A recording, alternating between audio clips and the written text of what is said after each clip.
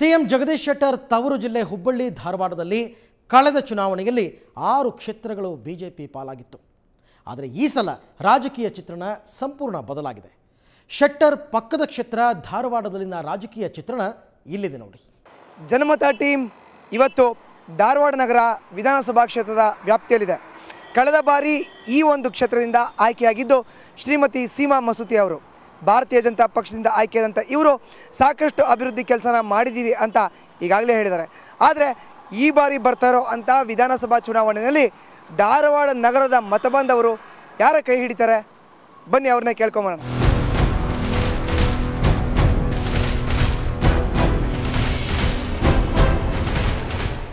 ಒಂದು ಕಾಲದಲ್ಲಿ ರೈತ ಸಂಘ ಪ್ರಾಬಲ್ಯ ಹೊಂದಿದ್ದ ಕ್ಷೇತ್ರ ಧಾರವಾಡ.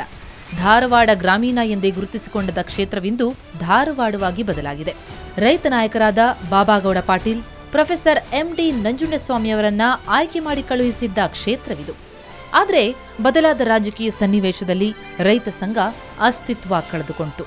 ನಂತರ ರಾಷ್ಟ್ರೀಯ ಪಕ್ಷಗಳು ಪ್ರಾಬಲ್ಯ ಸಾಧಿಸಿ ಇವತ್ತು ಇಲ್ಲಿನ ರೈತರ ಗೋಳು ಕೇಳುವವರೇ ಇಲ್ಲವಾಗಿದ್ದಾರೆ. ಕ್ಷೇತ್ರದಲ್ಲಿ ಕಳೆದ 50 ವರ್ಷಗಳಿಂದ ಒಮ್ಮೆ ಗೆದ್ದವರು ಸತತ 2ನೇ ಬಾರಿ ಗೆದ್ದೇ ಇಲ್ಲ.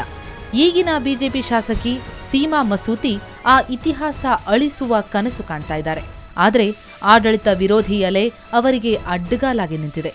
ಅದಕ್ಕಿಂತ ಹೆಚ್ಚಾಗಿ ಶಾಸಕರು ಕ್ಷೇತ್ರದಲ್ಲಿ ವರ್ಚಸ್ಸು ಕಳೆದುಕೊಂಡಿದ್ದಾರೆ.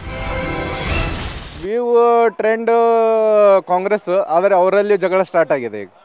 ಸೊ ನಾವು ಆಲ್ಮೋಸ್ಟ್ ಬಿಜೆಪಿನೇ ಒಳ್ಳೇದು ಅನಿಸ್ತದೆ. ಯಾಕಂದರೆ ಸಾಕಷ್ಟು ಇಂಪ್ರೂವ್ಮೆಂಟ್ ಇದೆ. ಸುಮಾರಾಗಿ ನೋಡಿದ್ರೆ ಹಳೇದೆಲ್ಲ ನೋಡಿದ್ರೆ ಈ ಸರಿ ಸಾಕಷ್ಟು ಇಂಪ್ರೂವ್ಮೆಂಟ್ ಇದೆ. ನಮ್ಮದು ಆಯ್ಕೆ JDS ಅದ ರೀ. ನಮ್ಮ ಕುಮಾರಸ್ವಾಮಿ ಆಡಳಿತ ನಮಗೆ ಭಾಳ ಇಷ್ಟ. ಲಿಂಗಾಯತರು 75,000, ಅಲ್ಪಸಂಖ್ಯಾತರು 30,000, SC/ST 20,000, ಕುರುಬರು 20,000, ಜೈನರು 10,000, ಇತರೆ 23,000. ಕ್ಷೇತ್ರದಲ್ಲಿ ಒಟ್ಟು 1,78,000 ಮತದಾರರಿದ್ದಾರೆ. ಅದರಲ್ಲಿ 91,000 ಪುರುಷ ಮತದಾರರು, ಉಳಿದವರು ಮಹಿಳೆಯರು.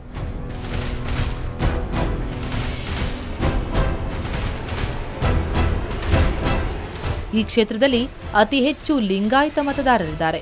ಆದಾಗ್ಯೂ ಇಲ್ಲಿ ಜಾತಿ ರಾಜಕಾರಣ ನಡೆಯುವುದಿಲ್ಲ.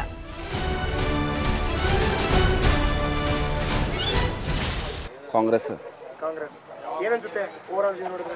ಓವರಾಲ್ ನೋಡಿದ್ರೆ ಎಲ್ಲರೂ ಒಳ್ಳೆ ಕೆಲಸನ ಮಾಡಾದಾರ. ಯಾಕಂದ್ರೆ ಎಲ್ಲ ಇಂಪ್ರೂವ್ಮೆಂಟ್ಸ್ ಐತಿ. ಸಣ್ಣ ಪುಟ್ಟ ಇದ್ದರೂ ಅದೇನು ಅನ್ಬಾರ್ದು ನಾವು. ಯಾಕಂದ್ರೆ ಎಷ್ಟು ಚಲೋ ಮಾಡೋದು ಕೆಟ್ಟ ಮಂದಿ ಹುಡುಕ್ತಾರೆ. ನಾವೇನು ಹಂಗೇನು ಇದು ಇಲ್ಲ, ಒಳ್ಳೆ ಕೆಲಸನ ಮಾಡ್ತಾರೆ. CM ಆಗೋಕ್ಕಿಂತ ರಾಷ್ಟ್ರಪತಿ ಆಡಳಿತ ಬರೋದೇ ಚಲೋ. ಇದು ರಾಜ್ಯಪಾಲರ ಇದು ನಮಗೇನು CM ಮೇಲೆ ಭರೋಸೆ ಇಲ್ಲ. ಎಲ್ಲರೂ ಅವರೇ. ಬಿಜೆಪಿ ಯಾರು ಮುಖ್ಯಮಂತ್ರಿ ಆಗಬೇಕು ಮುಂದೆ? ಶೆಟ್ರು. ಈಗ ಇನ್ನೂ ಏನೇನು ಕೆಲಸ ಆಗಬೇಕು ನಿಮ್ಮ ಇದರಲ್ಲಿ ಕಾನ್ಸ್ಟಿಟ್ಯೂನ್ಸಿಯಲ್ಲಿ? ನಮಗಿನ್ನ ಫ್ಲೈಓವರ್ ಇದ್ರದ್ದು ಆ ರೋಡಿಗೆ ಕೆಲಸ ಇನ್ನೂ ಅರ್ಧ ಥರ ಪೂರಗೊಳಿಸ್ಬೇಕು. ಅದ್ರ ಸಂಬಂಧ ಅವ್ರು ಬರ್ಬೇಕಂತ ಇಷ್ಟಪಡ್ತೇವೆ. ಇಷ್ಟ JDSಗೆ ಕುಮಾರಸ್ವಾಮಿ ಅವರು ಮುಖ್ಯಮಂತ್ರಿ ಇದ್ದಾಗ ಬಡಬಗ್ಗರಿಗೆ ಭಾಳ ಅವರು ಹೆಲ್ಪ್ ಮಾಡಿದ್ದಾರೆ. ಹ್ಯಾಂಡಿಕ್ಯಾಪ್ ಇದ್ದವ್ರಿಗೆ ತಿಂಗಳ 400 ರೂಪಾಯಿ ಬರೋಂಗೆ ಮಾಡಿದ್ದಾರೆ. ಆಮೇಲೆ ಇಂದಿರಾ ಗಾಂಧಿ ಇದ್ದಾಗ 50 ರೂಪಾಯಿ ಇತ್ತು ಗಂಡಸತ್ತವ್ರಿಗೆ. ಆಮೇಲೆ ಹೊಳಿಗೆ ಅವ್ರು ಕುಮಾರಸ್ವಾಮಿ ಅವ್ರ ಸರ್ಕಾರ ಬಂದಾಗ 400 ರೂಪಾಯಿ ಮಾಡಿದ್ದಾರೆ. ಒಳ್ಳೆಯ ಸರ್ಕಾರ ಅವ್ರದ್ದು, ಕುಮಾರಸ್ವಾಮಿ ಅವ್ರದ್ದು. ಕಣದಲ್ಲಿರುವ ಅಭ್ಯರ್ಥಿಗಳು BJP Seema Masuti, Congress Vinay Kulkarni, JDS Ismail Tamatgar, KJP Tavanappa Ashtagi, BSR Yogish Gowda. ಕಳೆದ ಸಲ 700 ಮತಗಳ ಅಂತರದಿಂದ ಸೀಮಾ ಮಸೂತಿ ವಿರುದ್ಧ ಸೋತಿದ್ದ ಮಾಜಿ ಶಾಸಕ ವಿನಯ್ ಕುಲಕರ್ಣಿ ಈಗ ಕಾಂಗ್ರೆಸ್ನಿಂದ ಕಣಕ್ಕಿಳಿದಿದ್ದಾರೆ. ಬಿಜೆಪಿಯಿಂದ ಸೀಮಾ ಮಸೂತಿ ಅದೃಷ್ಟ ಪರೀಕ್ಷೆಗೆ ಮತ್ತೊಮ್ಮೆ ಅಣಿಯಾಗಿದ್ದಾರೆ.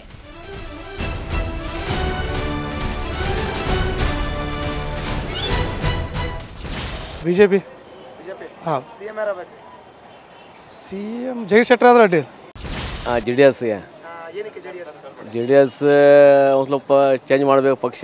ಕುಮಾರಸ್ವಾಮಿ ಅವ್ರು ಒಳ್ಳೆಯವ್ರು ಅದಾರ, ಕೆಲಸ ಮಾಡ್ಯಾರ ಅವ್ರು. ಏನಾರ ಒಂದು JDSಗೆ ಏನಾರ ತೊಗೊಂಬಂದಾರ ಒಂದು ಸ್ವಲ್ಪ ಏನಾರ ಮುಂದೆ ಉದ್ಧಾರ ಆಗ್ತಾರೆ ಬಡವ್ರು ಗಿಡ್ರು. ಏನು ಯಾರು ಬೇಡ, ಎಲ್ಲರೂ ಅವರೇ ಇದ್ದಾರೆ. ಎಲ್ಲರೂ ಅವರೇ ಇದ್ದಾರೆ.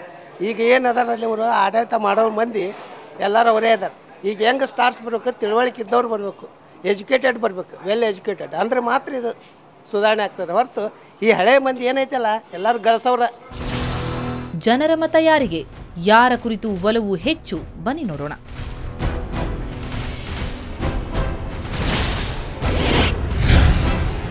ಕ್ಷೇತ್ರ ಧಾರವಾಡ, ಯಾವ ಪಕ್ಷ ಗೆಲ್ಲಬೇಕು?